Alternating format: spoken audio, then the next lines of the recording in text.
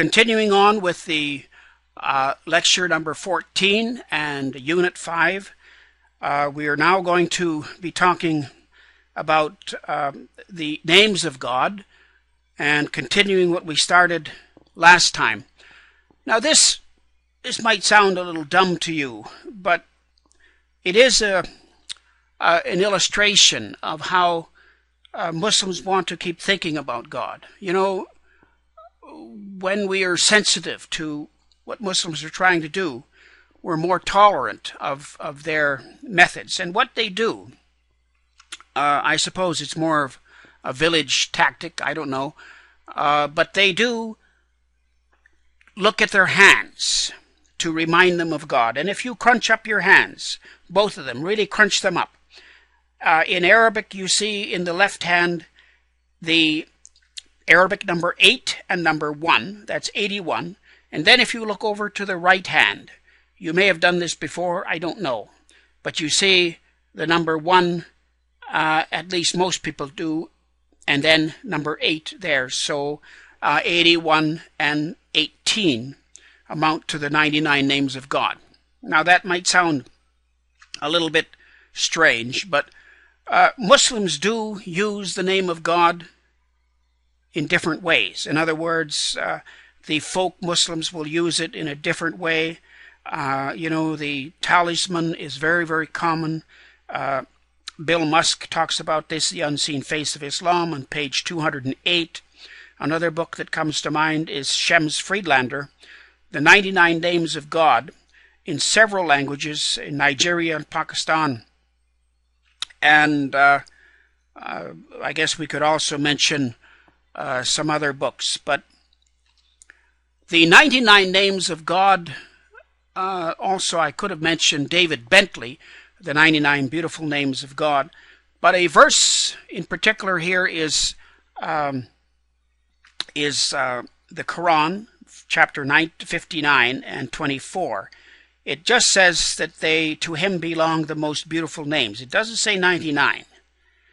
But there are some beautiful names, definitely, like Ar-Rahman or Al-Alim. But notably, Father is not one of them. And Samuel Zwemer brings this out, as we've talked to him about him before in his book, The Doctrine of God. Roland Miller, in his book, Muslim Friends, deals with various names, like the one dealing with glory, or the ones dealing with glory of God, the power and knowledge, the providence, the mercy, the judgment, and other. But another classification is given that the unity and absoluteness of the 99 names of God, unity and absoluteness, 7 are on that topic. 5 have to do with Creator, merciful and gracious, 24, power, pride, and sovereign, 36, avenging or hurting are 5, moral and forensic, judicial are 4. Now, there they are up on the screen, all of those designations. But there are other observations, too, that we can make. We've already mentioned this, that Father is missing. Love is there, but it's reciprocal. In other words, it says that God loves those who love Him. God loves those who are good, and so on. And generally, it has to do with, in relation to the prophet, but he doesn't love God's enemies. There are few about God in action. In other words, about His mercy in action. Not God in action, but His mercy in action. Only 2 on His holiness. And the characteristic of divine will is there. And always it's God's will, not His nature. God's will is important.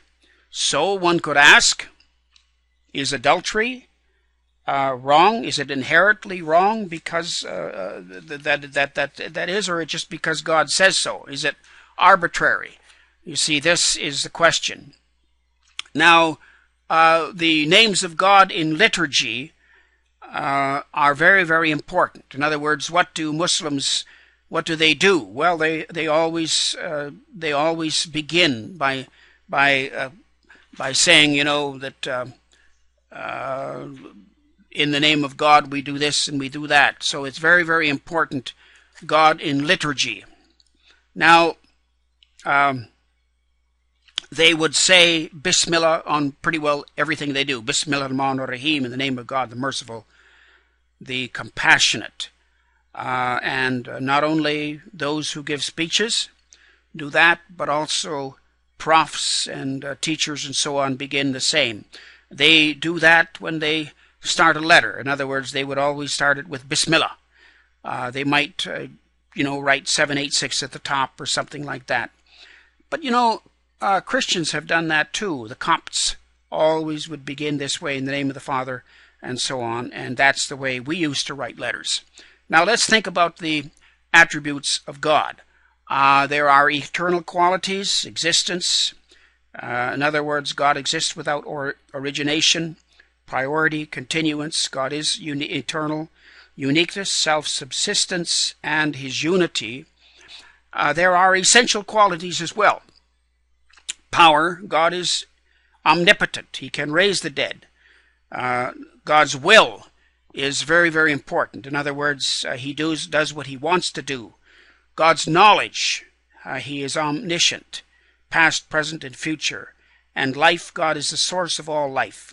Hearing, and sight, and speech. Now, the creation of God in the Quran and Islam, there are some things that he did. He created in 2 days, according to 41, 8, and 9. Another says 6 days. Another says 4 days. And then always that God sat on the throne. There is some talk, too, in the Quran of him creating evil.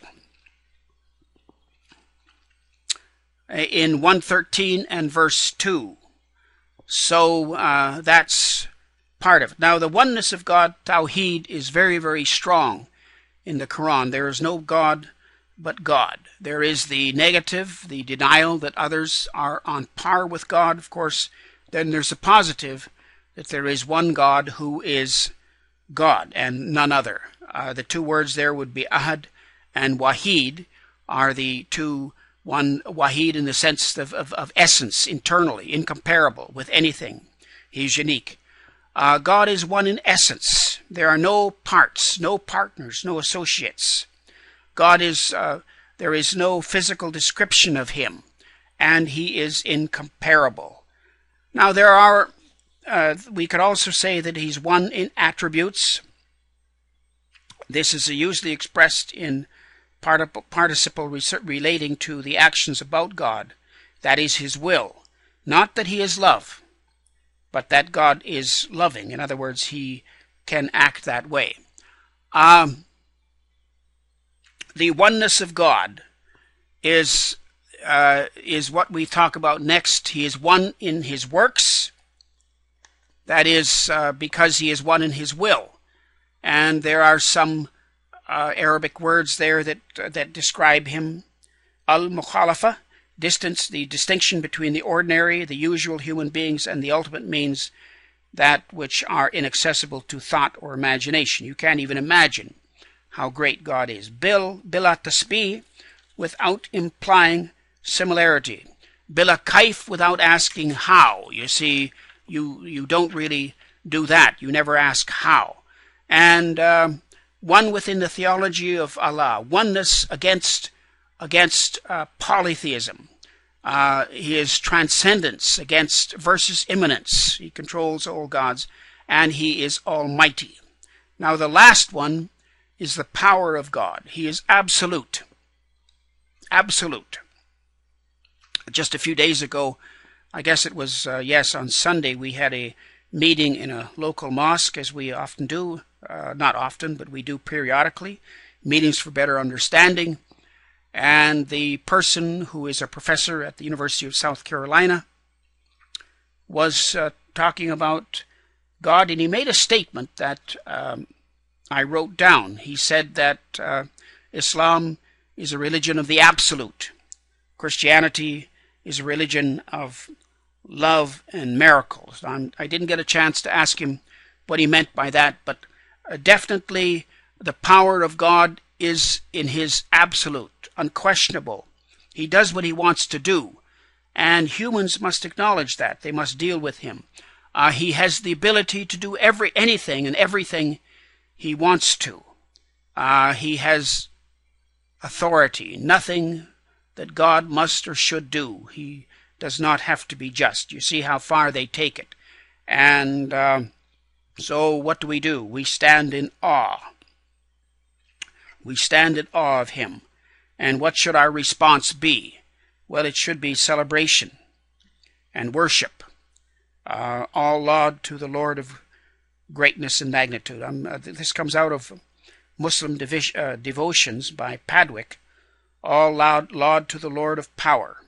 All laud to him who all things prose. All laud to him whose knowledge. All laud to him whose glorious face. All laud to him who alone knows. All laud to him the depths, and so on. So then we close with this, the transcendence of God. He is altogether beyond the bounds of human thought and understanding. He is creator.